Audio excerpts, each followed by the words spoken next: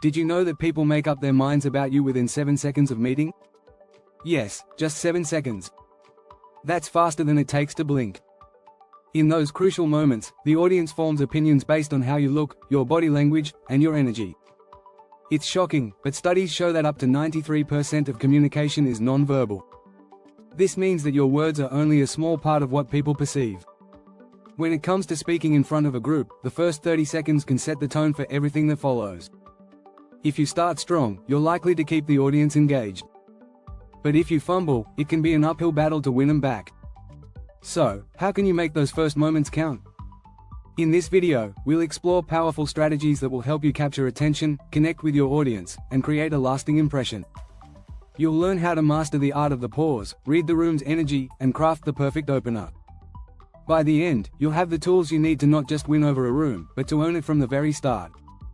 Let's dive in and discover how to make every second count. Chapter 1: The Power of the Pause. Command attention before you even speak. Most people feel the need to jump right into their speech as soon as they take the stage. It's natural, you want to fill the silence. But what if I told you that silence is actually one of your best tools for grabbing attention? Pausing before you speak makes people curious.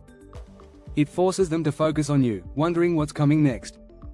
In fact, according to Harvard Business Review, pauses during a speech make the speaker seem more thoughtful and confident. Silence can speak louder than words when used right.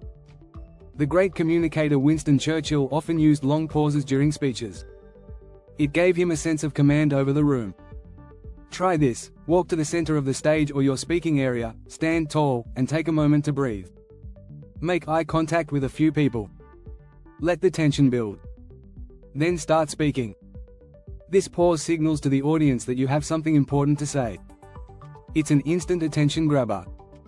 In fact, according to a study by UC Santa Barbara, speakers who used pauses effectively were rated 30% more likable by their audiences. It's not just about speaking, it's about controlling the room.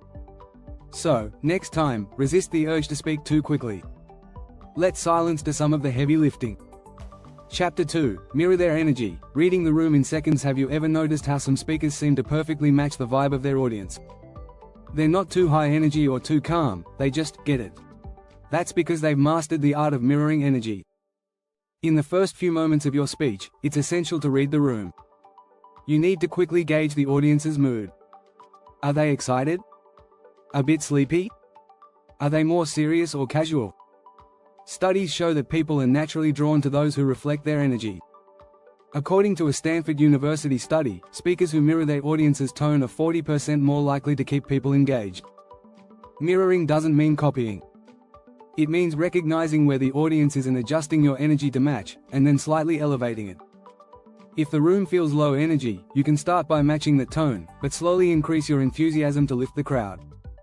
If they're already buzzing, come in with confidence and feed off their energy. You can do this in non-verbal ways too. Start by subtly matching body language. If people are sitting back in their chairs, you can begin with a relaxed posture. As they start leaning forward, you do the same. It's about creating a connection from the get-go. This small adjustment shows that you're tuned into them, and it builds rapport. People are much more likely to stay with you if they feel understood. Chapter 3: The Perfect Opener. Crafting your signature hook. Your first sentence can make or break your speech. Skip the boring introductions. People don't need to know your name or title right away. Instead, hook them with something unexpected. According to Carmine Gallo's book, Talk Like TED, some of the best TED speakers open with a story, a question, or a bold statement. Why? Because it breaks the usual pattern. Our brains are wired to pay attention to novelty. When you start with something out of the ordinary, it triggers the brain's reward system, making people want to hear more. Here's a statistic to keep in mind. Research from Princeton University shows that people form their first impression within 1/10 of a second. That means you don't have time to waste. A good hook can instantly shift their attention to you. Try starting with a short, engaging story that's relevant to your topic. For example, if you're talking about overcoming challenges, share a surprising personal failure that leads into your main point. Or, you can ask a thought-provoking question. Something like, what if I told you the secret to success is failing faster? This gets the audience thinking right away. Another tactic is to open with a startling fact. For instance, if you're giving a talk about public speaking, you might say, "Did you know that 75% of people fear public speaking more than death?" That's an unexpected statistic that grabs attention instantly. Your opener should be short, impactful, and designed to make people curious. And once you've hooked them, you can introduce yourself and dive into your content. If you're finding these tips helpful, don't forget to subscribe to our channel for more insights on becoming a great speaker. Chapter 4: Body Language Alchemy. How to own the space without a word before you say anything. Your body speaks volumes. In fact, body language accounts for up to 55% of communication, according to research by Dr. Albert Mehrabian. So, how you carry yourself in those first 30 seconds can make or break your presence. First, think about posture. Standing tall with your shoulders back sends a message of confidence and authority. It also makes you feel more confident. Studies show that holding a power pose for just 2 minutes can increase testosterone by 20% and decrease cortisol, the stress hormone, by 25%. This research by Harvard psychologist Amy Cuddy highlights how physical posture can impact your mental state, and that translates into your audience feeling your energy. Next, focus on movement. Great speakers don't stay glued to one spot. They move with purpose, but they don't pace nervously. Try taking a few steps forward after you make a key point.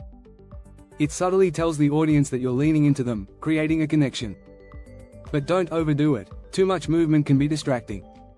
Your gestures also matter. Open, expansive gestures show openness and honesty, while closed-off body language, like crossing your arms, can make you seem defensive or untrustworthy. Researchers from Princeton University found that audiences are more likely to trust a speaker whose gestures match their words. So, if you're emphasizing a point, a simple, confident hand gesture can amplify the impact. Remember, before you even speak, your body sets the stage. Own the space by moving with intention and confidence, and the audience will follow your lead. Chapter 5: Connection over Perfection. Why authenticity wins every time. Many speakers stress about being perfect. They practice for hours, making sure they don't mess up a single word. But here's the truth: audiences don't connect with perfection, they connect with authenticity.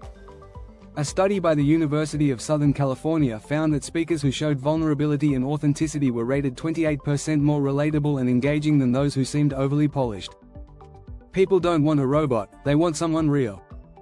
When you allow yourself to be a little imperfect, it makes you relatable. This doesn't mean you shouldn't prepare. Preparation is crucial. But when you make a mistake or forget a word, don't panic. Instead, use it as an opportunity to show your human side. For example, if you stumble over a phrase, you can laugh it off and say, "Well, that didn't come out right. Let me try again." This simple moment of honesty can actually strengthen your bond with the audience. Brené Brown, the author of Daring Greatly, famously said, "Vulnerability is the birthplace of innovation, creativity, and change." When you're willing to show your authentic self, even if it's a bit messy, you create a stronger connection with your audience. They see you as someone just like them, not as an untouchable expert on stage. So, forget about being perfect. Be present. Focus on connecting with your audience by being your genuine self, and they'll respond with trust and engagement. Chapter 6: The 30-Second Win. Turning first impressions into lasting impact. You've nailed the first 30 seconds. Now, how do you turn that strong start into a lasting impact for the rest of your speech? The key is momentum. Once you've captured their attention, you need to keep it. Research from Microsoft shows that the average human attention span has dropped to 8 seconds. That means you need to constantly re-engage the audience throughout your talk. One way to do this is by layering your content. In the first 30 seconds, you've opened strong, but don't let your energy drop. After your hook, quickly follow up with a powerful promise. Let the audience know what they'll gain from listening to you. For example, if you're giving a talk on leadership, you might say, "By the end of this talk, you'll have 3 actionable strategies to lead your team to success." Another technique is storytelling. According to Stanford University, people remember stories 22 times more than facts alone. So, weave personal or relatable stories throughout your talk. These stories will keep the audience emotionally invested in what you're saying.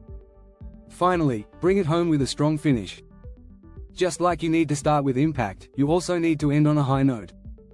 Summarize your key points, remind the audience of the value they've gained, and leave them with a memorable line or call to action. Ending with a quote or a bold statement that ties back to your opening is a great way to leave a lasting impression. As the saying goes, first impressions last, but the final impression seals the deal. Make sure your first 30 seconds set the stage for a powerful close that resonates long after you've finished speaking. If you enjoyed these insights and want to keep improving your speaking skills, make sure to subscribe to our channel for more tips and techniques. Remember, every great speaker started somewhere, and you have the tools to become one.